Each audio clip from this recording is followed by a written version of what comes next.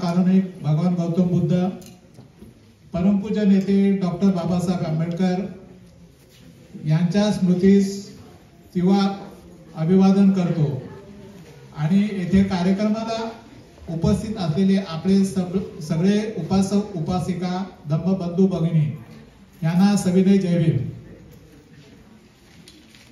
Actually थोडासा आता वेळ राहिल्यामुळे मला थोडक्यामध्येच भाषण करणं अपेक्षित आहे, तर मी माझा स्वतःचा स्वानुभव आपणापुढे विशद नमूद करतो। आम्ही भारतामध्ये प्रॉपर जेथे बाबासाहेब आंबेडकर तथागत महाकारुणिक भगवान गौतम बुद्ध यांचे जन्म झालेला आहे, त्यांची कर्मभूमी आहे, या ठिकाणाहून आम्ही येथे उपस्थित काही लोक आहोत, आपण सगळेच आहोत। तर मला फार बरं वाटते की आपली लोक जे बाबासाहेबांनी छोटस रोपटं उभं केलं होतं, नागपूर या ठिकाणी दीक्षाभूमी आपली आहे, तिथे दीक्षा घेऊन आपल्या सगळ्यांना त्यांनी जे म्हटलं होतं की मी हिंदू धर्मात जन्माला आलो हे माझ्या हातात नव्हतं, परंतु मी हिंदू म्हणून मरणार नाही, आणि त्यांनी ती भीष्म प्रतिज्ञा म्हणावी लागेल केली होती। आणि त्यासाठी त्यांनी 1925 साली येवला येथे ही घोषणा केली होती, आणि त्या घोषणेनंतर त्यांनी जवळपास 21 वर्ष सखोल अभ्यास केला, सगळ्या धर्माचा अभ्यास केला, इव्हन मुस्लिम, ख्रिश्चन, सिख जेवढे काही धर्म होते, आणि त्या धर्मगुरू बरोबर सुद्धा त्यांनी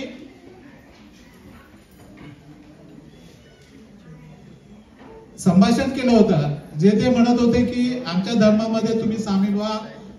प्रत्येकाने त्यांना काही काही आमिषही दिली, पण बाबासाहेब एकमेव असे व्यक्ती होते, इव्हन भारतामध्ये अजूनही कोणी जन्माला आलेलं नाही आणि होणारी नाही अशी व्यक्ती होती की ते म्हणाले मी माझ्या समाजासाठी जे करीन ते चांगल्यासाठीच करेन।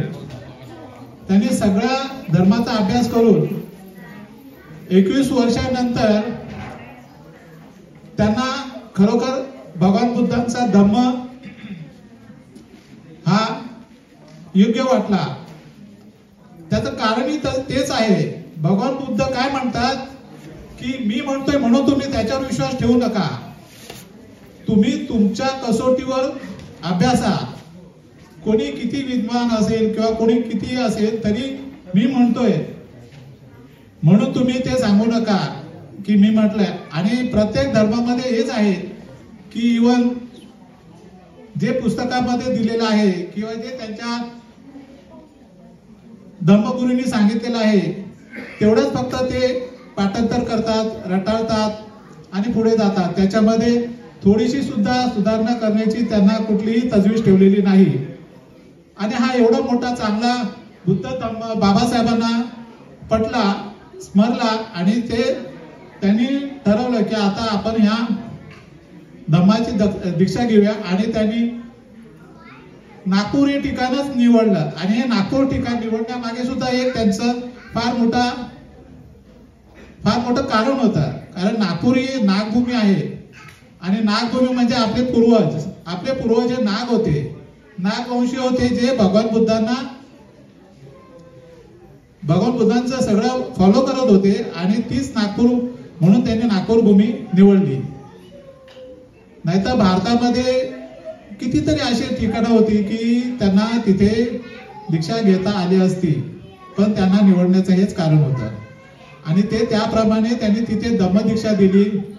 आणि आता त्यांनी हे सांगितलं की मी जर जगलो तर पुढची माझी धम्मदीक्षा ही महालक्ष्मीला असेल, जे रेसकोर्स आहे आमच्यापासून अगदी जवळ आहे, ते अर्ध्या तासावर आहे, तर माझी पुढची जी धम्मदीक्षा असेल ती महालक्ष्मीला असेल। परंतु बाबासाहेब तेवढे जगले नाही, त्यांचं आपल्याला माहिती आहे 6 डिसेंबरला महापरिनिर्वाण झालं। जर ते जगले असते तर खरोखर त्यांनी हा भारत आपला बुद्धमय केला असता, जी त्यांनी दुसरी प्रतिज्ञा केली होती की मी भारताला बुद्धमय करेन, परंतु ते नियतीच्या हातात नव्हतं आणि नियतीने त्यांना हिरावून घेतलं. आणि तेवढं त्यांनी एका व्यक्तीने एवढं काम करून ठेवलं होतं की आपण आजन्म कितीही घेतले तरी ते काम पूर्ण करू असं काही दिसत नाही. खूप ते झिजले, खूप त्यांच्यावरती अन्याय अत्याचार झाला तरी सुद्धा ते त्यांनी पाठीवर टाकलं आणि फक्त समाजासाठी ते झटत राहिले. आणि त्यांनी समाजाला इथपर्यंत आणून ठेवलेला आहे. आणि त्यांनी हेही सांगितलं होतं की तुम्हाला जर हा मी आणून ठेवलेला इथपर्यंत जो बुद्ध धर्माचा रथ आहे तो पुढे घेऊन जाता आला नाही तर हरकत नाही, परंतु तो निदान मागे तरी ठेवू नका, घेऊन जाऊ नका. तर आता आपल्या सर्वांचं एकमेव कर्तव्य आहे की आपल्याला तो पुढे घेऊन जावा लागेल किंवा आहे तिथेच तो ठेवावा लागेल.